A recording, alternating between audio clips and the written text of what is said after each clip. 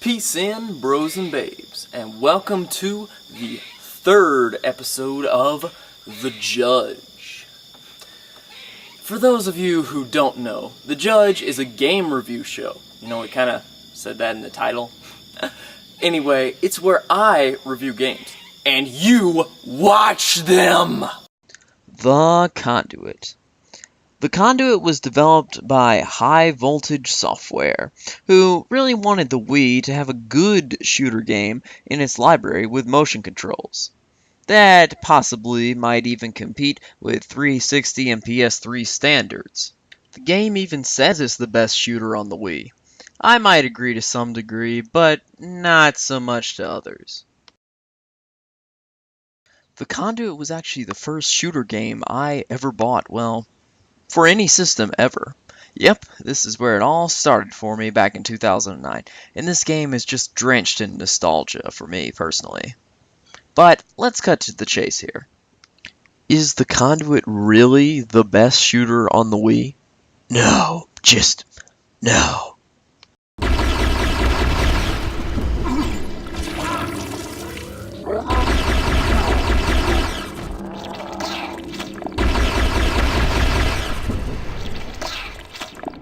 The Conduit begins with a bunch of flash frame photos talking about water issues and terrorist conspiracies in Washington, D.C. Here we find out that our main character is Michael Ford, a guy who was there. Then the game begins and we learn the ropes, while finding out that aliens are called the Drudge, are all over the DC underground. Also, there are conduits. No.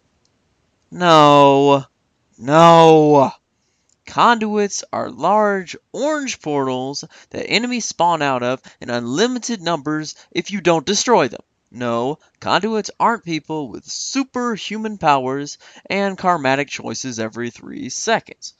Oh. Now, after another minute of progress, we encounter a giant conduit that ends the level upon entry. Then, the game flashes back 5 days.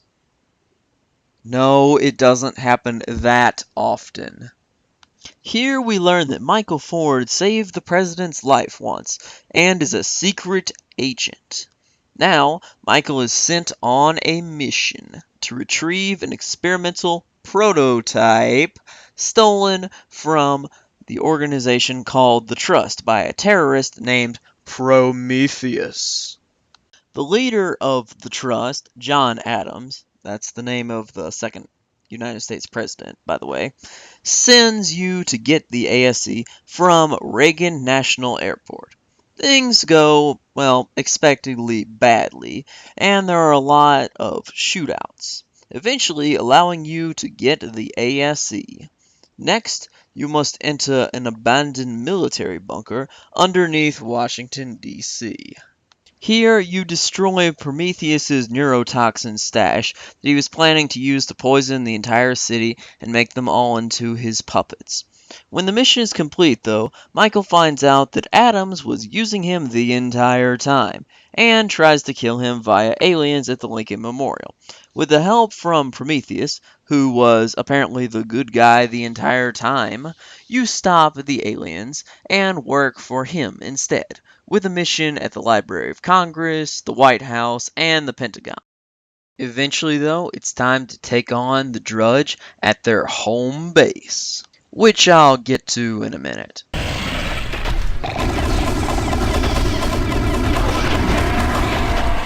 Gameplay, where the Conduit is at its best. You use the Wii remote, point and shoot as your weapon. In this game, there are several collectible weapons. Weapons come in 3 different types: human, trust, and drudge. I'll talk about the Prometheus weapons later. To sum it up, the human weapons are like normal guns. Trust weapons are mostly energy weapons, and drudge weapons fire orange biomass of destruction. The drudge weapons have to be the best, followed by the trust, and finally the human. Sure, the Scar is okay, but the machine gun is terrible. I don't really find a use for the carbonizer either, but all the other weapons are, okay. Also, there are the Prometheus weapons, found in vaults all over each level.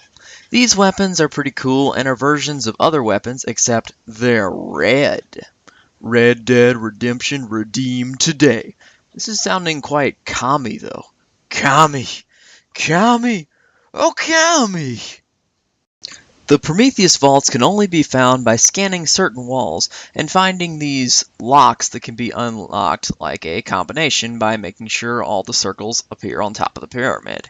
Here, though, there is a little message in, well, German for some reason that roughly translates into Prometheus, Firebringer, always toiler, you dance in the fire, blight and high. Niva, take away your ruck, Sinka, your raps, the rest stable. Orpheus never sings again. Whatever that means, though, I don't know. But that's what it translates into. The more you know. The ASZ, though, has to be one of the most interesting things in all of gaming history. In the game, it's mapped to the plus button of your Wii remote. The ASZ can be used to find hidden messages, data disks, open organic lock doors, hack computers, disarm mines, and decloak certain enemies.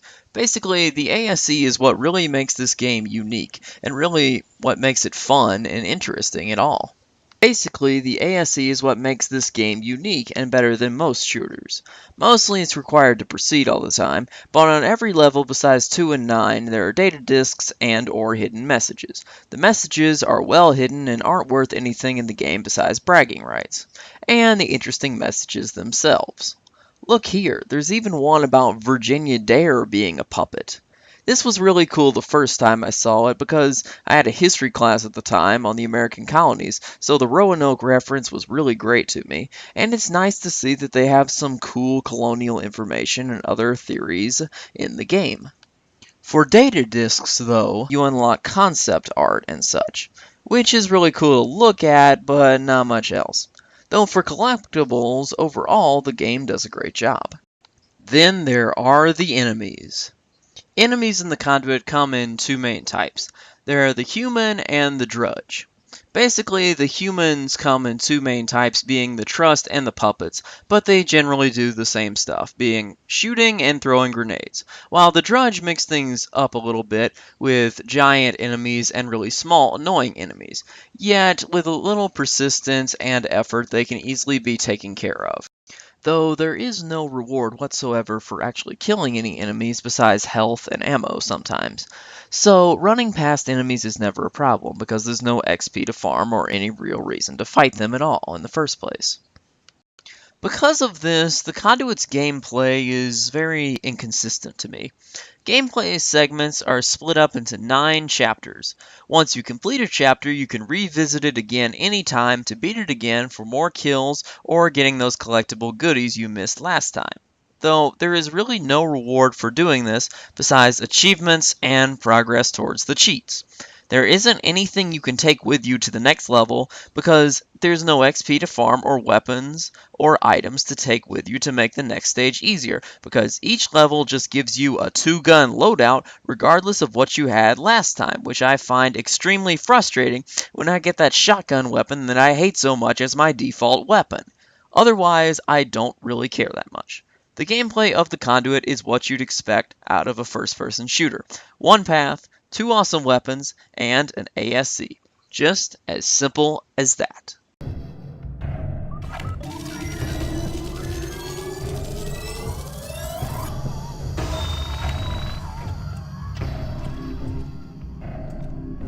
The Conduit's environment to me is really interesting. Since the game is set in Washington, D.C., there are a lot of D.C. locations used here. There's the Pentagon, Reagan National Airport, the Lincoln Memorial, the Library of Congress, the White House, the streets, and most notably, the subway. Since I just took a DC trip a few weeks ago, I think I can safely say that the level design is not based hugely on the real city itself. Places such as Reagan National Airport really look a lot different. The subway, though, is where the level design is correct. I mean, how hard, though, is it to do a DC subway? So I can at least give them that part of it. Though, looking back at the footage from my capture card, it just looks a little pixelated and, well, archaic, as well as the backgrounds looking like they're straight out of a painting. Maybe the pixelation issue comes from my capture method, but really, I think it's just that the game isn't supposed to be looked at so closely, or else you'll see these kind of issues. As for the painting looked background, I'd be fine with it if the game was going for this kind of art style, but that doesn't appear to be the case with the real look and approach to aliens and close-up on areas. I think this is just as far as High Voltage Software could push their new engine on the Wii. Maybe it's just that I've been pampered with graphics in games like BioShock, but it's kind of depressing to see that this is the max the Wii could be pushed. Though for general Wii standards, this is pretty good, which is kind of something I'm sad about. Wii, what happened to you? Where did I go wrong? I did all I wanted to, all I was asked to, yet no one wanted me. He said motion controls were stupid. I'm not sure why, but that's what they do. So just keep me, just keep me, just keep playing me. Just want you, baby. That sad note, though. What about the music? Well, I have to say the music has to be the best department and pretty much saves the entire environmental score. Well, I'll get to that later. But basically, the music is awesome. Like, you will have to try really hard to find better music than this. I'd say basically only the Metroid Prime trilogy and a handful of other games really have a musical soundtrack that I like nearly as much as this. Maybe it's nostalgia, but really, this game's soundtrack is amazing. Great job, guys. This really makes it an awesome adventure. When you're pumping to this awesome action music, it just keeps you going all the way through. This game's music is just amazing.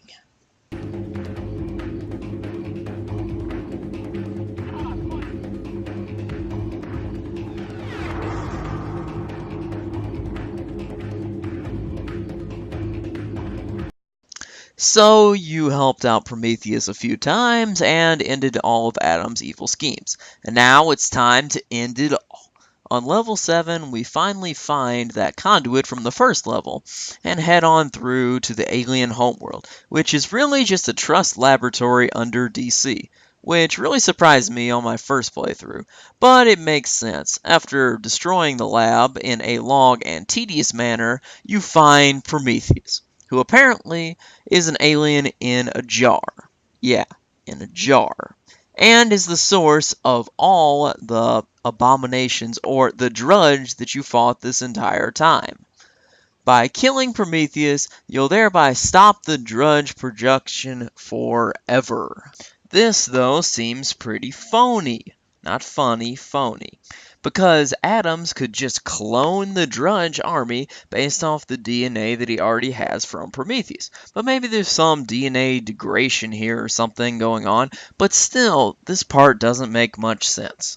Regardless, Michael destroys Prometheus and escapes via an elevator to a level full of conduits and soldiers. After slaughtering them all, Adams closes down all the conduits and starts a countdown to destroy the bunker and Michael. Then, when all hope is lost, Prometheus comes up with a solution. Wait, isn't he dead? How can a dead guy come up with a solution? Well, apparently Prometheus downloaded his consciousness into the ASC before death, and now has a plan to transfer power from stasis containers into the conduits before time runs out. After Michael finishes his task, the other conduits open and the drudge come through, but Michael dives into the conduit and escapes into the unknown. The game ends and the credits roll, with Adams talking in the background to some other alien about the future of Earth and other aliens like him. With that, the game is over. though not for us, because the game isn't 100% complete yet. There are still the cheats to talk about. The cheats are little things that change the game up a bit. There are the 3 cheats you can unlock before the game by putting in a passcode, and another 3 you can get by doing certain things in the game. The input codes are all aesthetic, allowing you to have a different suit, a different looking ASE, and to play as a drone, which is pretty cool. Then there are the other 3. By killing 1,000 enemies, you unlock fully stocked, which, in other words, is unlimited ammo. The sad thing is, the best way to get this is to die a lot of times, because you retain all the kills before your death, so if you're terrible at this game, you'll have unlimited ammo in no time. Then, upon beating the game, you get stopping power, which allows you to one-hit kill any enemy with any gun. This is really satisfying when done with invaders. There. That wasn't so difficult. Then finally, if you find every data disk and every hidden message in the game, you unlock Fiery Death, which makes every enemy burst into fire when dying. This is probably the saddest of all the upgrades, basically because it's aesthetic and it really doesn't do anything, and isn't worth collecting all the stuff for. But it is kind of interesting. Oh yeah, the multiplayer. The Conduit has a multiplayer feature for online interaction, so you can basically have, well, it's similar to Call of Duty and all that kind of stuff.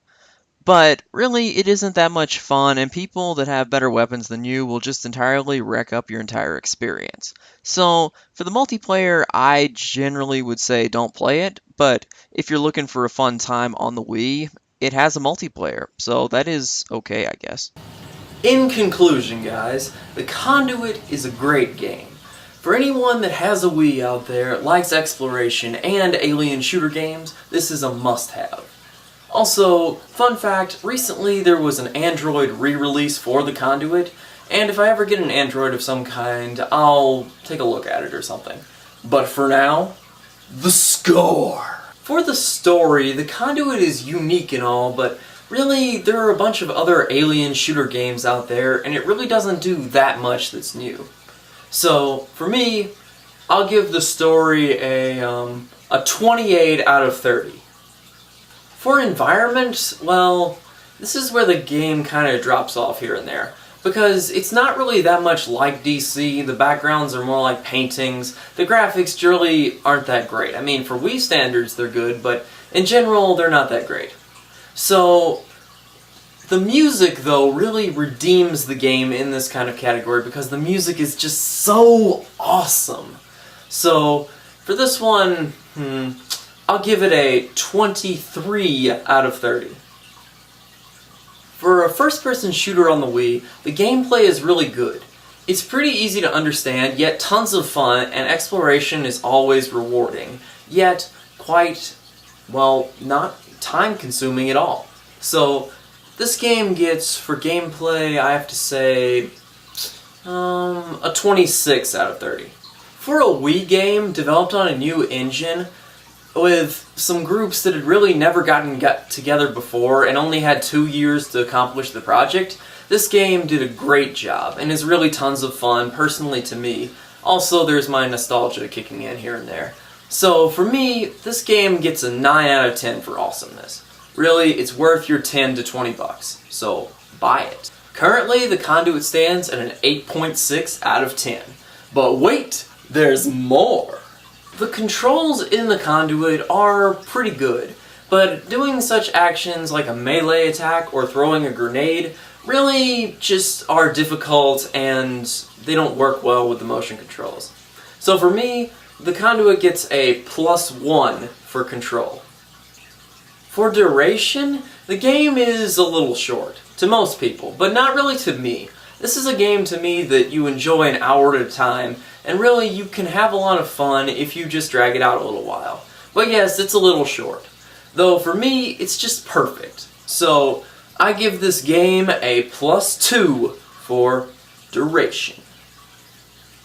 With everything said, the Conduit gets an 8.9 out of 10. Do you love the Conduit as well? Or wish it to burn in hell? Do you have a funny remark or a criticism of the dark? Well, if you do, leave it in the box below.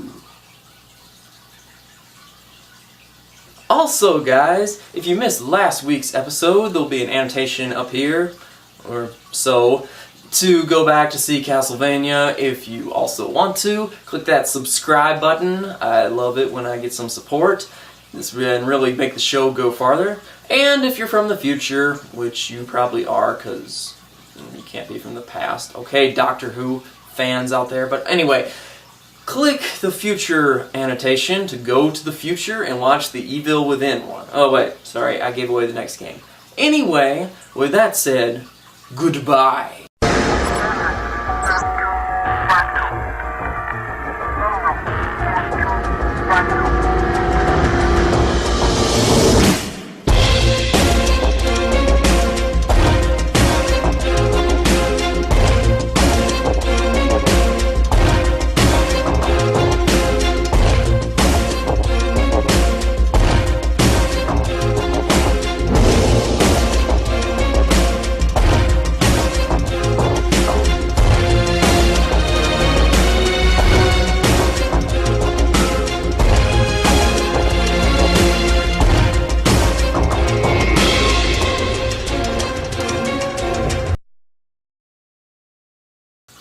Somber Reflection.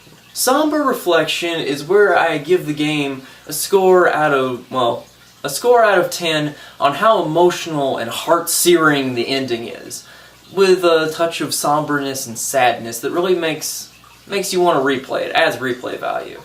So for me, the Conduit gets a 1 out of 10. That doesn't affect the other score, but I just want to say the Conduit has some issues, and it doesn't end with that heart-searing emotional replay. But it doesn't really need to, because it does a good job of standing on its own. But anyway, thanks for staying around after the credits to watch the Somber Reflection, and for next time, it is Halloween of 2014. So let's revene on October 13th, and see how mean the evil has been.